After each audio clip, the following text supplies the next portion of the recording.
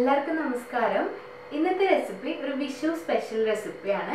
നമ്മുടെ നാട്ടിൽ ഇപ്പോൾ ചക്കയുടെ മാങ്ങയുടെ ഒക്കെ സീസൺ ആണല്ലോ. അപ്പോൾ നമ്മുടെ വീട്ടിലുണ്ടാവുന്ന ചക്കയും മാങ്ങയൊക്കെ ഉപയോഗിച്ചിട്ട് നമ്മുടെ വീട്ടിലുണ്ടാവുന്ന കുറച്ച് ഇൻഗ്രീഡിയൻസ് ഉപയോഗിച്ചിട്ട് ഒരു കുഞ്ഞു സദ്യ എങ്ങനെ ഉണ്ടാക്കാം എന്നാണ് ഇന്നത്തെ വീഡിയോയിൽ പറഞ്ഞിട്ടുള്ളത്. വളരെ ഈസിയാണ്, എല്ലാവർക്കും ചെയ്തെടുക്കാം, നല്ല രുചിയുമാണ്. ഇതിനു മുന്നേ ഞാനൊരു സിമ്പിൾ ആയിട്ടുള്ള സദ്യ ചെയ്തിട്ടുണ്ട്. അതും ഒതന്റിക് ആയിട്ടുള്ളതൊന്നുമല്ല, വളരെ സിമ്പിൾ ആയിട്ടുള്ളതാണ്. ഒരുപാട് പേരൊക്കെ കണ്ടിട്ടുണ്ട്, ഒരുപാട് പേര് ട്രൈ ചെയ്ത് നോക്കി അഭിപ്രായങ്ങളൊക്കെ പറഞ്ഞിട്ടുള്ളതാണ്. അപ്പൊ ഇതും എല്ലാവരും കണ്ടു നോക്കണം, അഭിപ്രായങ്ങളൊക്കെ അറിയിക്കണം. അപ്പൊ എങ്ങനെയാണ് എളുപ്പത്തിൽ റെഡിയാക്കി എടുക്കാൻ നോക്കാം.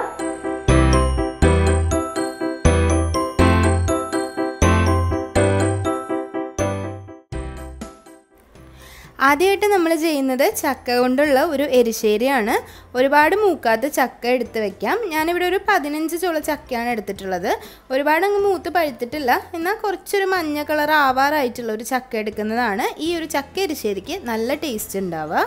ഒരുപാട് ചെറിയ കഷ്ണമായിട്ട് അരിയണം എന്നില്ല, ഒരു 2-3 കഷ്ണമായിട്ടൊന്ന് അരിഞ്ഞു വയ്ക്കാം. ഇതേ ചക്കയുടെ തന്നെ ഒരു 20 ചക്കക്കുരുവും നന്നായിട്ട് തൊലിയെല്ലാം കളഞ്ഞിട്ട് ചെറുതായിട്ടൊന്ന് കട്ട് ചെയ്തെടുത്ത് മാറ്റി വെച്ചിട്ടുണ്ട്. 10 അല്ലി വെളുത്തുള്ളി എടുത്ത് വെക്കാം. ചക്ക ആദ്യം ഒന്ന് വേവിച്ചെടുക്കണം. അതിനുവേണ്ടി ഒരു കുക്കർ എടുക്കുക. അതിലേക്ക് ചക്ക ചുളയും ചക്കക്കുരുവും അതുപോലെ വെളുത്തുള്ളിയും ചേർത്ത് കൊടുക്കാം.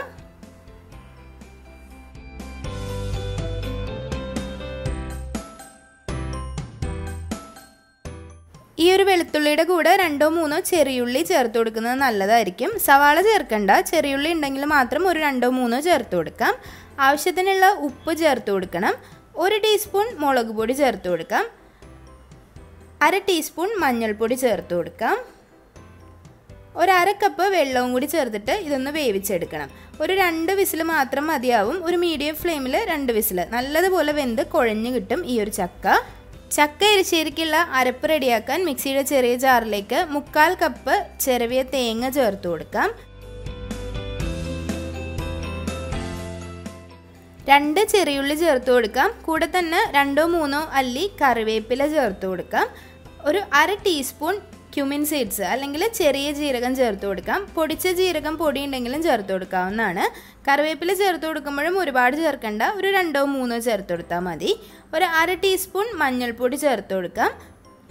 കുറച്ച് വെള്ളം ഒഴിച്ചു കൊടുക്കുക. ഒരു 2-3 ടേബിൾ സ്പൂൺ വെള്ളം ഒഴിച്ചു കൊടുത്തിട്ട് ഇതൊന്ന് നന്നായി ഒതുക്കിയെടുക്കുക. സാധാരണ എരിശ്ശേരികൾക്ക് ഒതുക്കിയെടുക്കുന്നത് പോലെ തന്നെ. ചക്ക നല്ലതുപോലെ വെന്ത് വന്നിട്ടുണ്ട്. ചക്കക്കുരുവും ചക്കയെല്ലാം 2 വിസിൽ കേട്ടപ്പോഴേക്കും നല്ലപോലെ വെന്ത് വന്നിട്ടുണ്ട്. ഇനി ഇതിലേക്ക് അരപ്പ് ചേർത്ത് കൊടുക്കുക. നിങ്ങൾ വേവിച്ചെടുത്ത അതേ കുക്കറിൽ തന്നെ അരപ്പ് ചേർത്ത് കൊടുക്കണമെങ്കിൽ ചേർത്ത് കൊടുക്കാവുന്നതാണ്. ഞാനിപ്പോൾ ഒരു എക്സ്ട്രാ വേറൊരു പാത്രത്തിലേക്ക് മാറ്റിയെന്നേ ഉള്ളൂ. കുക്കറിൽ തന്നെ ഇട്ട് ഈ ഒരു അരപ്പ് നന്നായി ചൂടാക്കി എടുക്കുന്നതും കുഴപ്പമൊന്നുമില്ല. അപ്പോൾ ഈ ഒരു തേങ്ങാരപ്പ് ചേർത്ത് കൊടുത്തതിന് ശേഷം ഒരു മീഡിയം ഫ്ലെയിമിൽ വെച്ചിട്ട് ഈ ഒരു അരപ്പ് നല്ലതുപോലെ ചൂടാക്കിയെടുക്കാം. നല്ലപോലെ ചക്കയും അതുപോലെ ചക്കക്കുരുവും തേങ്ങാരപ്പും നല്ലതുപോലെ ഒന്ന് മിക്സ് ആക്കി കൊടുക്കുക.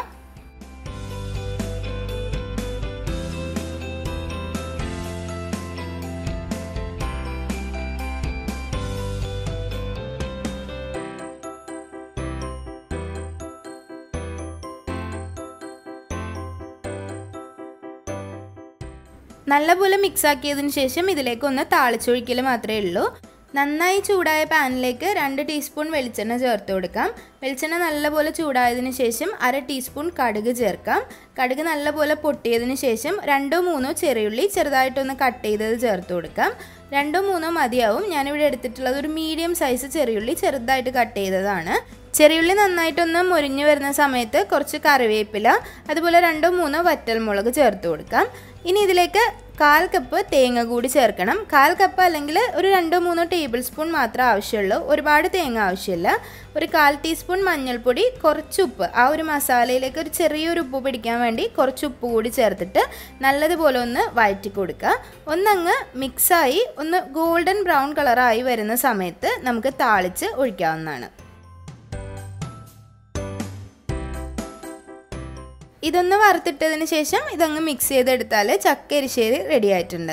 നല്ല ടേസ്റ്റാണ്. സീസണലായിട്ട് നമുക്ക് കിട്ടുന്ന ഫ്രൂട്ടാണ് ചക്ക. ഒരുപാട് ചക്ക എല്ലായിടത്തും ഇപ്പോൾ കിട്ടാനുണ്ട്.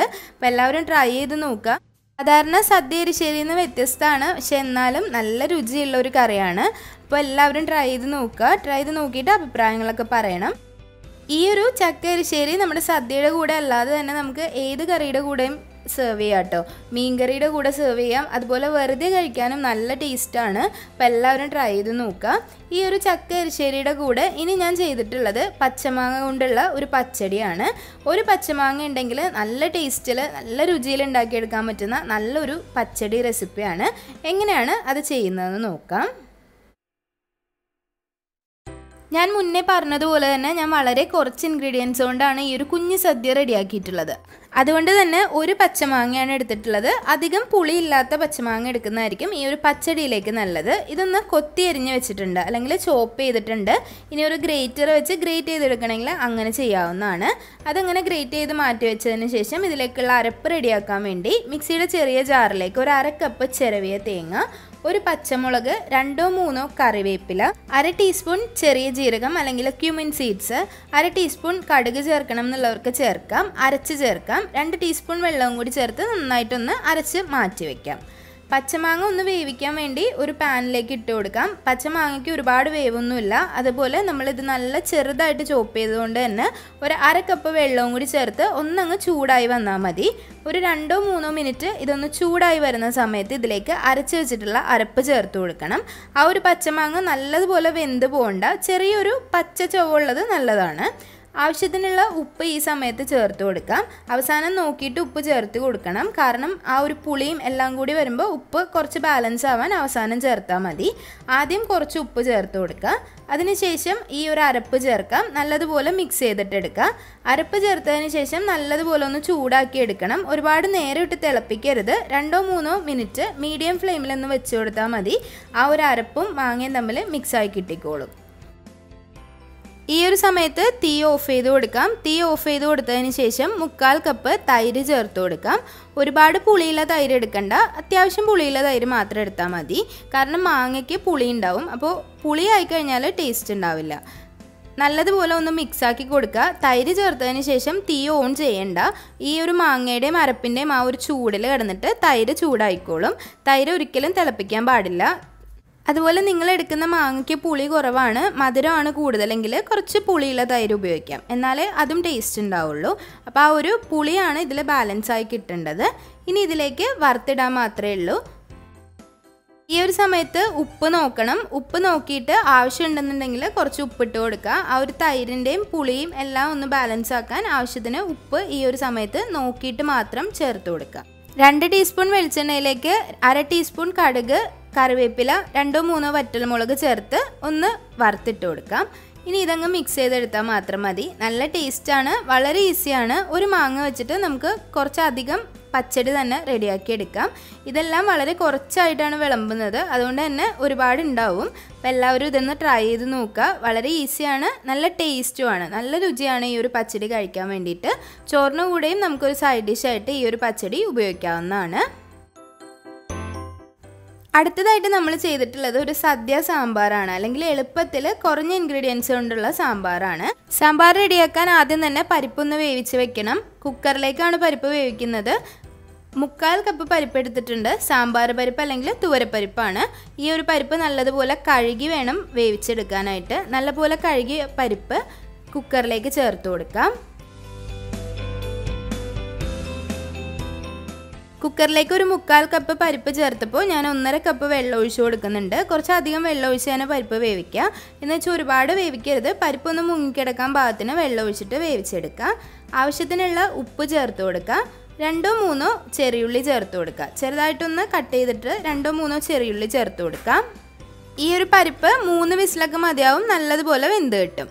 സാമ്പാർ റെഡിയാക്കാനുള്ള പാത്രത്തിലേക്ക് ഒരു വലിയ നെല്ലിക്ക വലുപ്പത്തിലുള്ള പുളിയിലേക്ക് 1/2 കപ്പ് വെള്ളവും കൂടി ഒഴിച്ച് നന്നായി പിഴിഞ്ഞൊഴിച്ച് വെക്കാം. തീ ഓൺ ചെയ്തിട്ടില്ല ഈ സമയത്ത്. പുളി ആദ്യം നല്ലതുപോലെ കൈ കൊണ്ട് പിഴിഞ്ഞ് ഇതിലേക്ക് ഒഴിച്ച് വെക്കാം. അതിൻ്റെ കൂടെ തന്നെ ഒരു 1 കപ്പ് വെള്ളവും കൂടി ചേർത്ത് കൊടുക്കുന്നുണ്ട്. കഷ്ണം ഒന്ന് നമ്മൾ ഈ ഒരു പുളിവെള്ളത്തിലാണ് വേവിച്ചെടുക്കുന്നത്.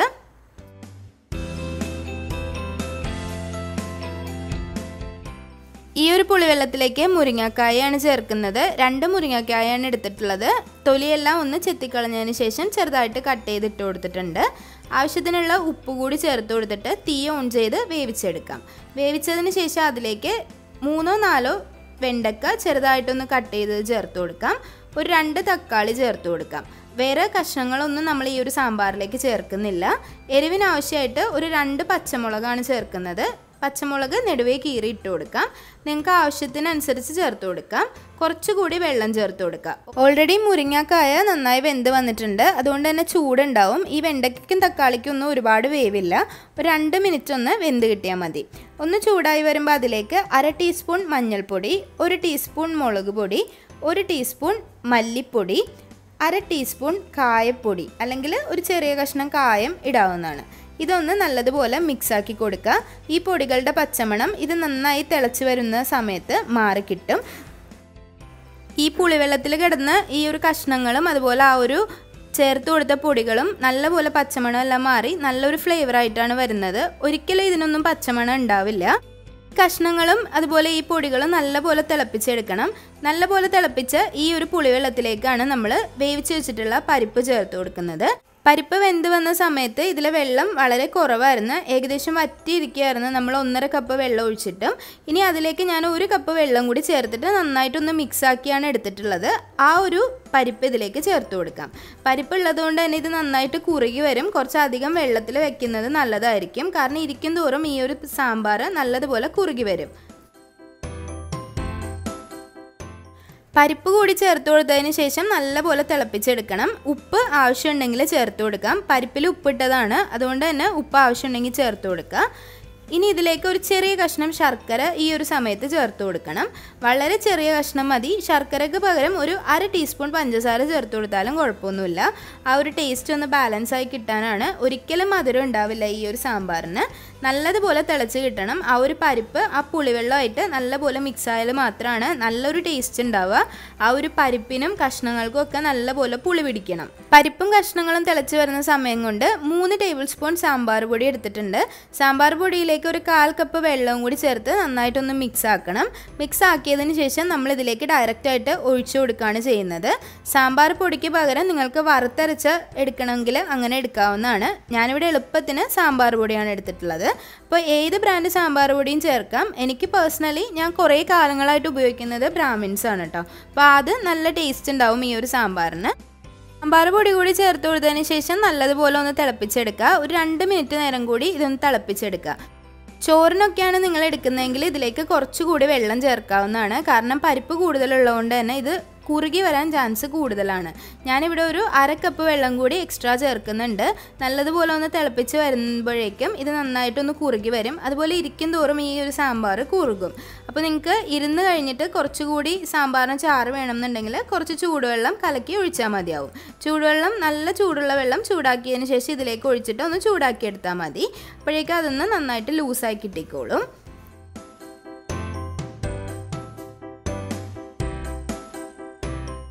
നല്ലതുപോലെ മിക്സായി കഴിഞ്ഞാൽ ഇതിലേക്ക് വറുത്തിടാം. 2 ടീസ്പൂൺ വെളിച്ചെണ്ണയിലേക്ക് കടുകും കറിവേപ്പിലയാണ് ഞാൻ സാമ്പാറിന് വറുത്തിടാറ്. വറ്റൽമുളക് ഉള്ളവർക്ക് ചേർക്കാവുന്നതാണ്. ഞാൻ പൊതുവേ വറ്റൽമുളകും ചെറിയുള്ളിയൊന്നും സാമ്പാറിൽ വറുത്തിടാറില്ല. അപ്പോൾ എല്ലാവരും ട്രൈ ചെയ്ത് നോക്കാം കേട്ടോ. നല്ല ഈസിയാണ്, നല്ല ടേസ്റ്റുള്ള സാമ്പാറാണ്. സദ്യക്കൊക്കെ കൂടി കഴിക്കാൻ നല്ല ടേസ്റ്റാണ്.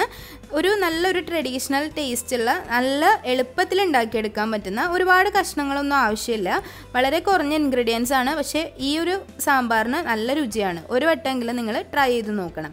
അപ്പോൾ ഞാൻ ഇതെല്ലാം ഉപയോഗിച്ചിട്ട് ഒരു കുഞ്ഞു സദ്യ പോലെ ഒന്ന് സെറ്റ് ചെയ്തെടുക്കുന്നുണ്ട്. ഇത് ഒതൻറ്റിക് അല്ല, നേരത്തെ മുന്നേ ചെയ്തിട്ടുള്ള കഴിഞ്ഞ ആഴ്ച അപ്ലോഡ് ചെയ്തിട്ടുള്ള എളുപ്പത്തിലുള്ള ഇഞ്ചിക്കറി, അതുപോലെ ഇൻസ്റ്റൻറ്റ് മാങ്ങാച്ചാറ്, ഇത് രണ്ടും ഞാൻ മുന്നേ അപ്ലോഡ് ചെയ്തിട്ടുണ്ട്. നമ്മളിപ്പോൾ റെഡിയാക്കിയിട്ടുള്ള ചക്ക എരിശ്ശേരി, ഈ ഒരു അച്ചാറും ഇഞ്ചിക്കറിയും കുറച്ച് ദിവസം നമുക്ക് വെക്കാൻ പറ്റുന്നതാണ്. അപ്പോൾ അതൊക്കെ നിങ്ങൾക്ക് വേണമെങ്കിൽ നേരത്തെ റെഡിയാക്കി വെക്കാം. ചക്ക എരിശ്ശേരി, അതുപോലെ മാങ്ങ പച്ചടി, പച്ചമാങ്ങ ഉണ്ടെങ്കിൽ പെട്ടെന്ന് റെഡിയാക്കി എടുക്കാൻ പറ്റുന്നതാണ്. അതുപോലെ നമ്മുടെ സദ്യ സാമ്പാർ നല്ല എളുപ്പമാണ് ഇതുണ്ടാക്കിയെടുക്കാൻ. ഒരുപാട് കറികളൊന്നും ഉണ്ടാക്കാൻ മെനക്കെടാത്തവർക്ക്, അതുപോലെ ഒരു സദ്യയൊക്കെ കഴിക്കണം എന്ന് ആഗ്രഹം തോന്നുമ്പോൾ നമ്മുടെ വീട്ടിലൊക്കെ തന്നെയുള്ള ഇൻഗ്രീഡിയൻസ് കൊണ്ട് ഒരുപാട് പച്ചക്കറികളോ അല്ലെങ്കിൽ ഒരുപാട് ടൈമൊന്നും എടുക്കാതെ ഉണ്ടാക്കിയെടുക്കാൻ പറ്റുന്ന നല്ലൊരു സദ്യ റെസിപ്പിയാണിത്. അപ്പോൾ എല്ലാവരും ഒന്ന് ട്രൈ ചെയ്ത് നോക്കുക. ട്രൈ ചെയ്ത് നോക്കിയിട്ട് അഭിപ്രായങ്ങളൊക്കെ അറിയിക്കണം. വീഡിയോ ഇഷ്ടമാവുകയാണെങ്കിൽ ലൈക്ക് ചെയ്യുക, ഷെയർ ചെയ്യുക, സബ്സ്ക്രൈബ് ചെയ്യുക. അപ്പോൾ ഇനിയും നല്ലൊരു റെസിപ്പി ആയിട്ട് വരുന്നതായിരിക്കും. അതുവരേക്കും താങ്ക് യു.